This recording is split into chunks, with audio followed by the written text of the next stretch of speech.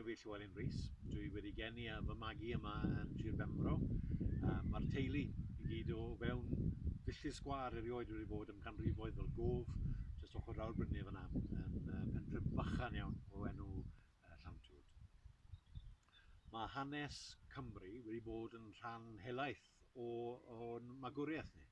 Mae dad pob tro gyda rhyw fath o stori pe bai yr arglwydd Rhys oedd wedi adeiladu'r castell yn Aberteifi, trwyddo i fy enw yn unan, Llywelyn Fawr o dad yn galw fi fel blentyn. So oedd hanes Llywelyn Fawr a Llywelyn Llywelaf yn rhywbeth eitha pwysig dyn ni.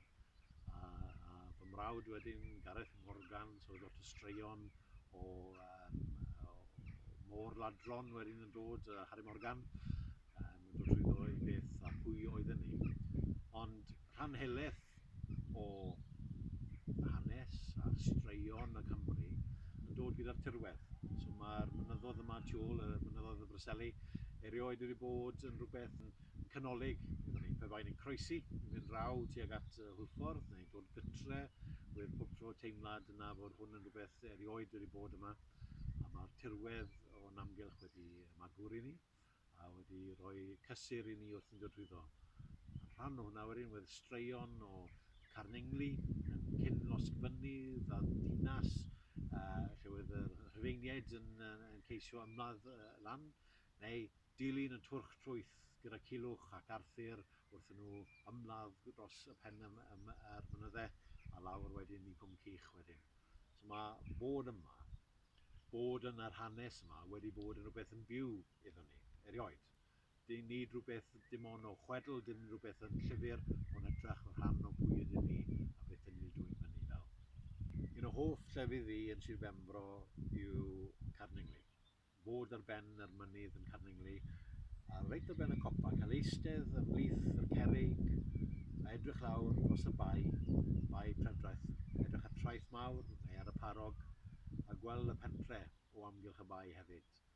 Mae'r cymylau yn dod tu ôl iddyn ni, sŵn a'r gwynt yn sibrwd trwy'r creigiau, a falle ceffyl yn mynd ar draws yr gorstyr, ac ar ben Carningli yr awyr yn dod ar wyneb. Siawns i cael llyfr meddwl, siawns i cael bod ymhlith beth yw Sir Benfro i fi, a môr a'r mynydd. Mae'r tywydd Sir Benfro mor newidiol, mae'n anghredadwy.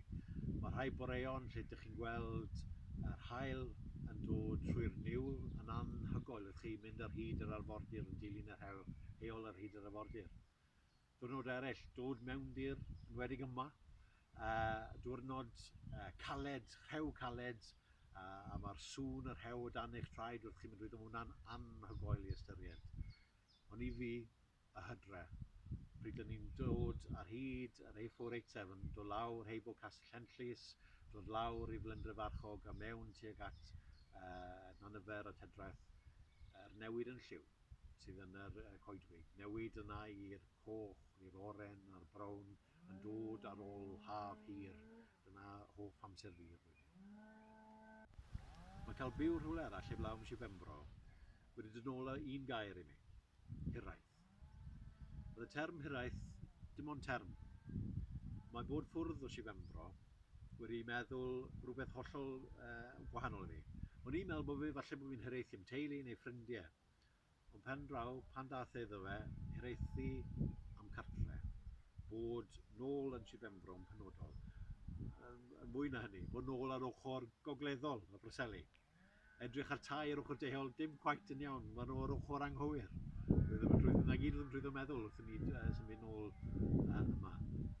Ond yr golygfa yna, dod dros y dibyn allan o Aberteifi a'r golwg cyntaf Bryseli o un pen o'r Frenni Fawr lawr hyd at Carningli i'r ochr draw. Y machlud y haul, yr oren a'r brown yn dod allan ar y mynydd, dyna yw cartre. Dyna beth oedd yr hiraeth amdano. Y lle hunan, Sir Benfro'n siarad i ni. Fel bobl wedi mudo am yr un amser o'n galw ni nôl pob tro.